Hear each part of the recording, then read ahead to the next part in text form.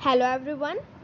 आज हम स्टार्ट करने वाले हैं important points of class 6 geography the earth in the solar system, जो आपका फर्स्ट चैप्टर है। तो स्टार्ट करते हैं।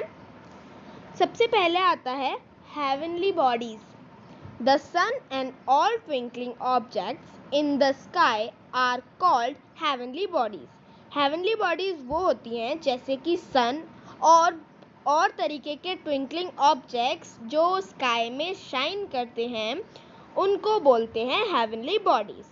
Celestial bodies, all the heavenly bodies like the sun and all twinkling bodies और objects are term as celestial bodies. Celestial bodies वो होती हैं जो हेवनली बॉडीज जैसी होती हैं, और जो बॉडीज चमकती है उनको वो भी कहते हैं।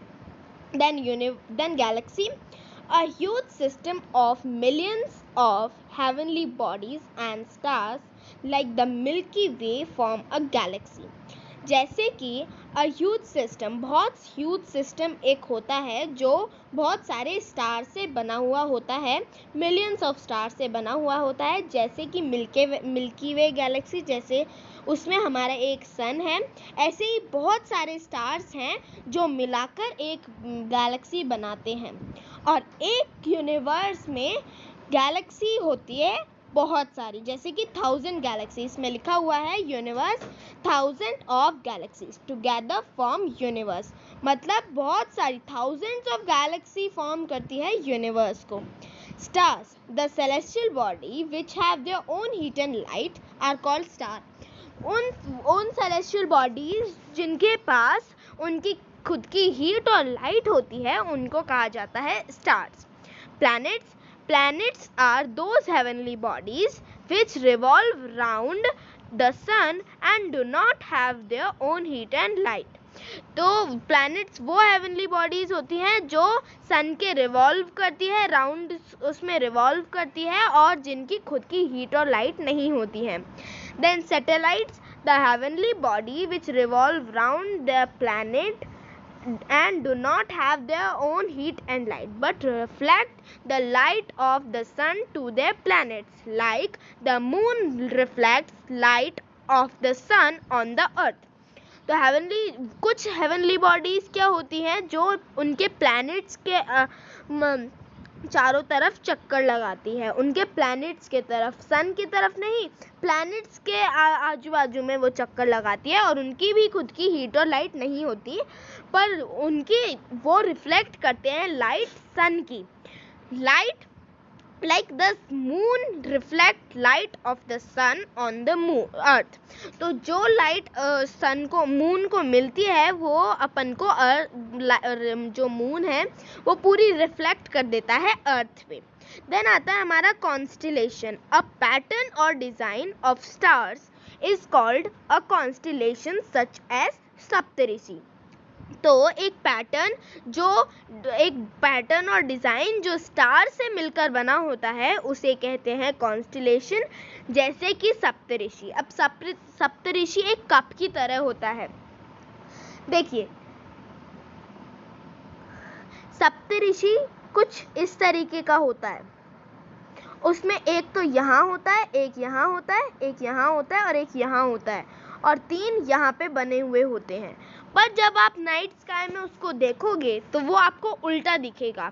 तो आप उस ड्राइंग को बना के जब उल्टा करोगे तो वैसा का वैसा वो आपको नाइट स्काई में दिखेगा, नॉर्थ की तरफ।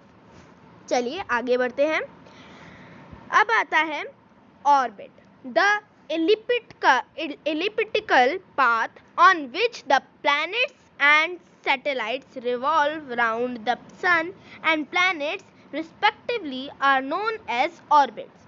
एक elliptical path होते हैं, उस पे जो planets होते हैं वो सन के रिवॉल्व करते हैं, तब उसे वो यूज आते हैं, और सैटेलाइट जब प्लैनेट के आगे पीछे रिवॉल्व होती है उसमें काम आते हैं। तो इसका मतलब क्या हुआ कि जिस चीज़ पर वो घूमते हैं उसे ऑर्बिट्स कहते हैं। पर हम लोगों ने बनाया है, ये है नहीं असल में। हम लोगों ने इसको याद रखने के लिए कि यहाँ पे ये सन है इसलिए ये ऑर्बिट बना दी है, नहीं तो ये हमारे इमेजिनरी है, ये ह्यूमन मेड है, ये अपने आप नेचुरल नहीं बनी है। Rotation, taking round by the heavenly bodies on their axis is called rotation. Heavenly bodies जब अपनी जगह पे घूमती है, अपनी जगह पे खुद घूमती है, उसे कहते हैं rotation. And revolution, the revolving of heavenly bodies round their sun or planets on their elliptical path is called revolution। जो planets सन के चारों तरफ घूमते हैं या फिर जो planets हैं उनके सैटेलाइट planets के चारों तरफ घूमती है, उसको कहते हैं रिवॉल्यूशन। रिवॉल्यूशन देखो यहाँ पे दो है, रोटेशन जो चीज़ खुद मूव करती हो एक ही जगह पे, और रिवॉल्यूशन जो किसी चीज़ के आगे पीछे घूम रही हो, बस इतना सा है। मैन मेड सैटेलाइट्स, तो मैन मेड सैटेलाइट्स कौन सी है? जो मैन ने बनाई है। नेचुरल सैटेलाइट्स होती हैं और मैन मेड सैटेलाइट्स होती हैं। तो मैन मेड सैटेलाइट्स क्या है? मैन मेड सैटेलाइट्स आर दो satellites which are carried by the rocket and placed in the orbit of the earth. INSAT, IRS, EDUSAT are some examples of man made satellites। जैसे कि man made satellites वो होती हैं, वो satellites होती हैं जो रॉकेट से छोड़ी जाती है और वो अर्थ के ऑर्बिट में पहुंचाई जाती है, जैसे कि INSAT, IRS, EDUSAT, ये सारे वो एग्जाम्पल्स हैं जो मैन मेड सैटेलाइट्स के हैं, नेचुरल सैटेलाइट्स के नहीं हैं, मैन मेड सैटेलाइट्स के हैं। देन आता है asteroids, the heavenly bodies found between the orbits of Mars and Jupiter are named as asteroid.